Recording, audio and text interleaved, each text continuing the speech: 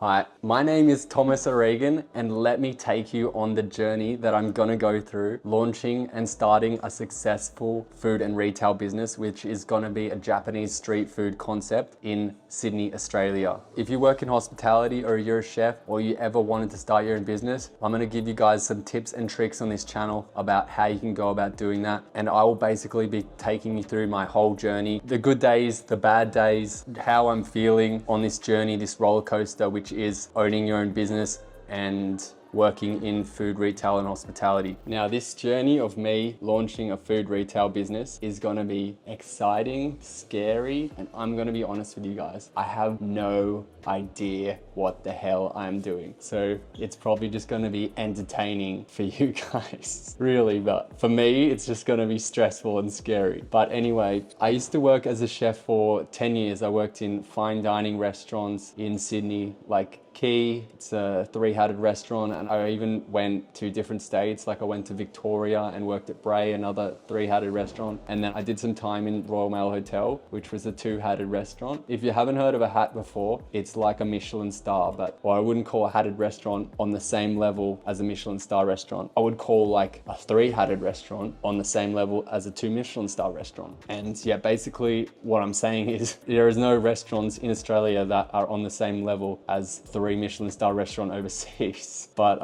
that's cool. I basically got the best experience I could working at the highest caliber of restaurants in Australia. Then I went overseas to work at some of the Michelin restaurants over there. I did some time in the UK at restaurants like the Lebri. These are all fine dining restaurants, by the way, like high caliber degustation restaurants, long hours in the kitchen, 16 hours, minimum 12-hour days, like 16-hour days, no break, that sort of thing. You're just in the kitchen, under the pump, getting yelled at all day long, just pushing, just pushing the limits, and then you just go home, sleep, and repeat. And that's the fine dining lifestyle that I used to live. But COVID came along, and in Australia, it pretty much decimated the entire hospitality industry. What do I mean? Why couldn't I just work as a kitchen hand or something? Dude, I'm like a fine dining chef, and even if I wanted to work as a kitchen hand, obviously I'd be the best kitchen hand there ever was on the planet, but there was no job anywhere for kitchen hands, chefs, front of house, nothing. The industry disappeared. For me, during that time, that was a terrible time for me to not have a job, because I literally just moved to Melbourne. I quit my job, I moved to Melbourne, and I had a mortgage for a house. So I needed a job. So what did I do? I went and worked in construction. And for the last 5 years, I've been working in construction, and it's been great. But you know, construction for me was a means to an end. And that's why we're here. We're here opening a food and retail business in Sydney, Australia. I know I'm gonna have some nuggets. I know I'm gonna learn a lot from this journey of opening a food and retail business. And I have never done it before. So there's gonna be a lot of learnings on the way, a lot of mistakes, a lot of aha moments, a lot of light bulb moments. I wanna take you guys on that journey. If you ever thought, or if you had ambitions to start a business in food and retail, then I want this to be your roadmap to do it. That's why I'm starting this channel. And the little bit more selfish reason that I am starting this channel is I have a terrible memory. So